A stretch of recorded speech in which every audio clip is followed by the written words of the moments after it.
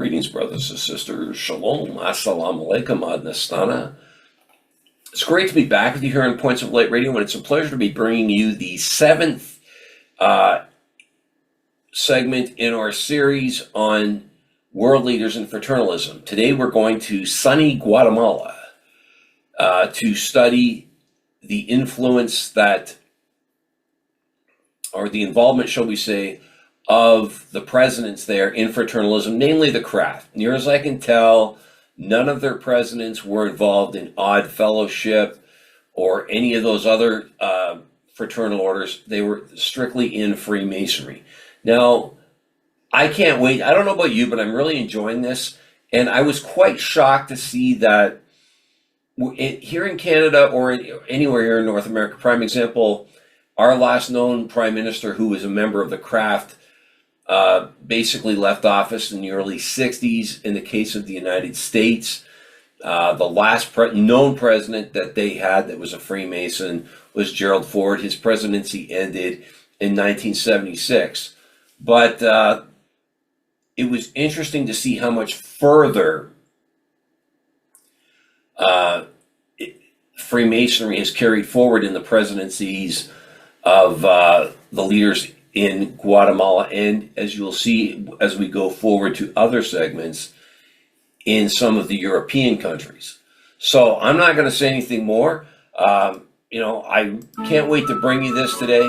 So if you're still thirsty for knowledge and you're still searching for the light, just trim your lamp and follow me.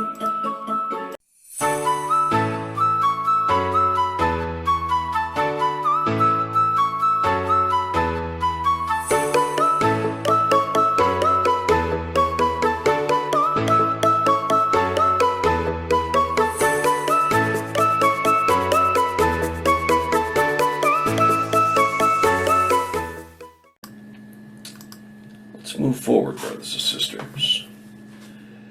Justo Rufino Barrios, he was the 12th president of Guatemala, and he was in office from 1873 to 1885. Now, historical records link him closely to the Supreme Council Centro Americano and its lodges. He was a member of the craft, right? He was highly influential in the spread of Freemasonry throughout the region. As president, he stripped the Catholic Church of its monopoly and powers by expelling the Jesuits, confiscating church lands, and abolishing religious tithes, right? Now, he also enacted laws that established civil marriage, divorce, and a secular registry for births and deaths. He also enacted laws that built the foundation for the 1876 Constitution, which established and formalized liberal legal framework. The 15th president of Guatemala was Jose Maria Reina Barrios, and he was president from 1892 to 1898. Now, Senor Barrios was a prominent Freemason who reached the 33rd degree of the Scottish Rite. He and his uncle, that you heard mentioned earlier, were highly influential in institutionalizing the fraternity, the craft, within Guatemala's political and intellectual elites. Now, under his presidency, the government significantly expanded roads, set up telegraph lines, and brought electricity to Guatemala City. He also oversaw a massive rebuilding of Guatemala City. The 35th president of Guatemala was Carlos Manuel Arana Osorio. He was in office from 1970 to 1974. See, now, I find this quite fascinating because the United States and Canada, at least at that time, we don't have any presidents or prime ministers who were known to be in the craft, right? So that's rather fascinating, isn't it? Now, Senor Osorio was a member of the craft. However, his lodge is unknown. And it is known that he reached the 33rd degree within the Scottish Rite. Now, Senor Osorio's administration significantly increased public investment and promoted economic nationalism and drafted a 5-year economic development plan that led to a marked increase in public sector growth. The 43rd president of Guatemala was Ramiro de Leon Carpio, and he was president from 1993 to 1996. Now, although historians do recognize that Senor Carpio was in fact a Freemason, there is no record available for the specific name and number of his Masonic lodge.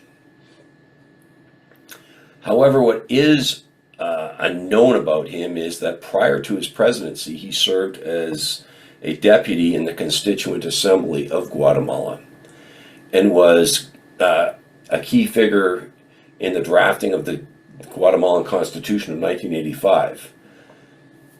All right, and that document remains a foundational democratic document for the country. During his time as president, he appointed Guatemala's first human rights ombudsman.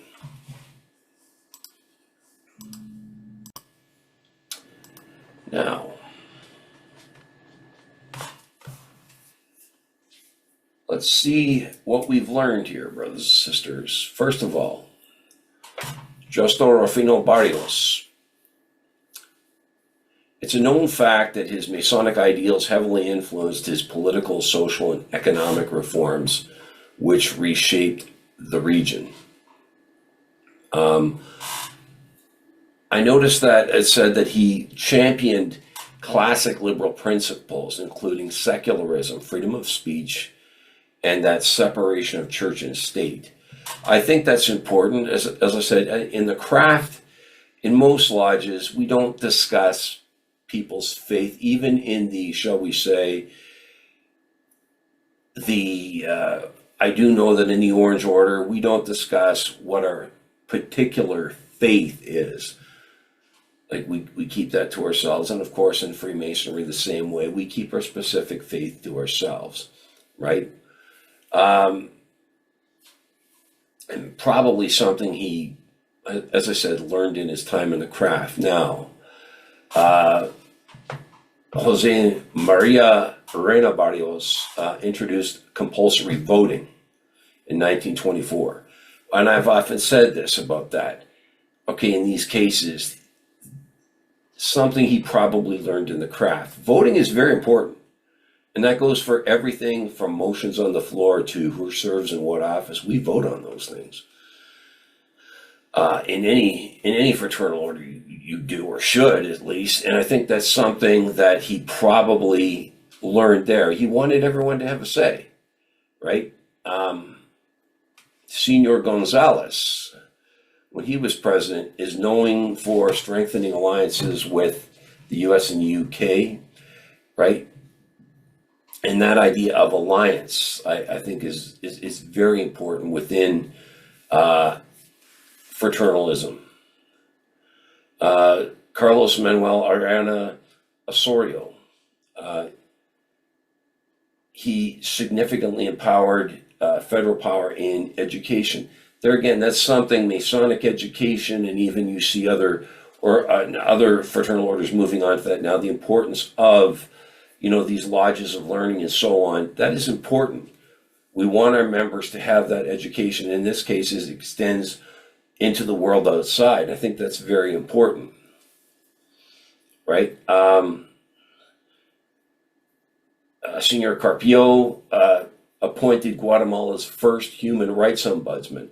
That's important. Okay, we all have to answer to somebody, and within our lodges, and I think that's something he probably learned in the lodge. Now, Another aspect I'm looking at here is I can't help but notice that now last month you saw the list of our first U.S. presidents and their involvement in the craft, okay? You notice how, and I noticed this with, in the case of the Mexican leaders, that we don't know their specific lodge numbers for the most part, and I'm noticing that here. In the States, we know which lodges and the lodge numbers that these presidents belong to when it came to their involvement within the craft. But you don't see that in Latin America. What is known is that their membership in the craft was very, factionalized and so on.